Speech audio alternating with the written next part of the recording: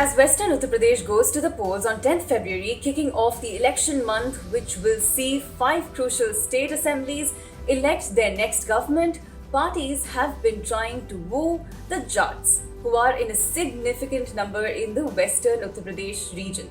While a verdict on how much caste mattered this election will be out only after the results in March, but caste factors have undeniably been one of the core considerations in ticket distribution and in forging alliances. So in this video, we take a look at the Jats and why they matter. First, who are the Jats? Jats dominate North Indian states like Uttar Pradesh, Punjab, Haryana and Rajasthan. They can be Sikh, Hindu and Muslim as well.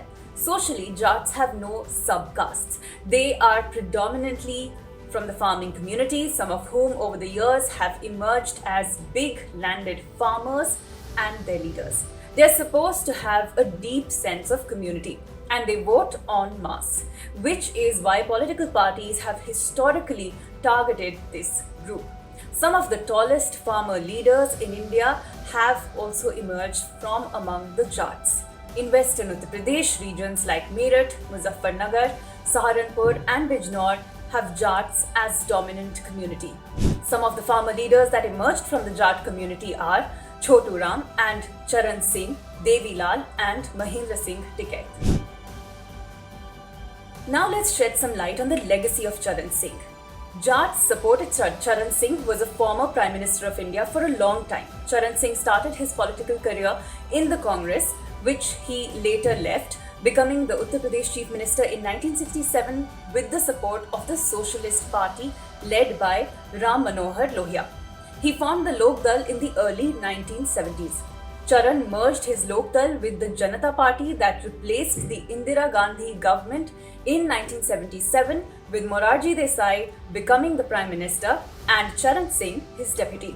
But because of his larger following and clout, Charan Singh himself wanted to become the Prime Minister, and in 1979, with the support of socialists, he did rise to be the Prime Minister, even if briefly. Even though Indira Gandhi returned in 1980, Charan Singh remained a popular leader.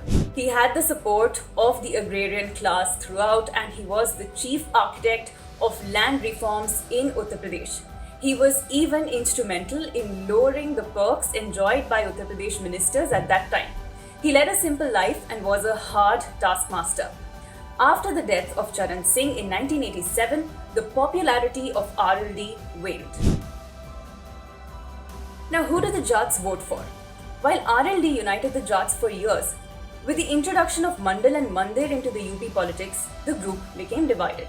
Some Jats upheld their Hindu identity and moved closer to the BJP. Charan Singh's son, Ajit Singh, was not able to unify the Jats like his father did, though he won polls and stayed a minister in almost all governments led by VP Singh or Atal Bihari Vajpayee or Manmohan Singh.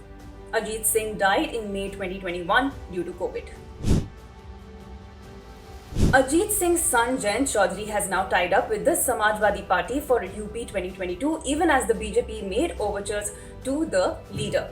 Famously, Jayant Chaudhary told the BJP that he isn't a coin who would flip, indicating his alliance with Samajwadi Party remains. He was reminded by the BJP then that his father did change allegiance several times, but for now, RLD has decided to shun the BJP, whose agricultural laws had disenchanted a large section of farmers, leading to protests that lasted as long as 15 months. The question now is, will Jayant Chaudhary be able to reclaim his grandfather's legacy at a time farmers are seeking a champion for their demands? Those are big shoes to fill and only time will tell.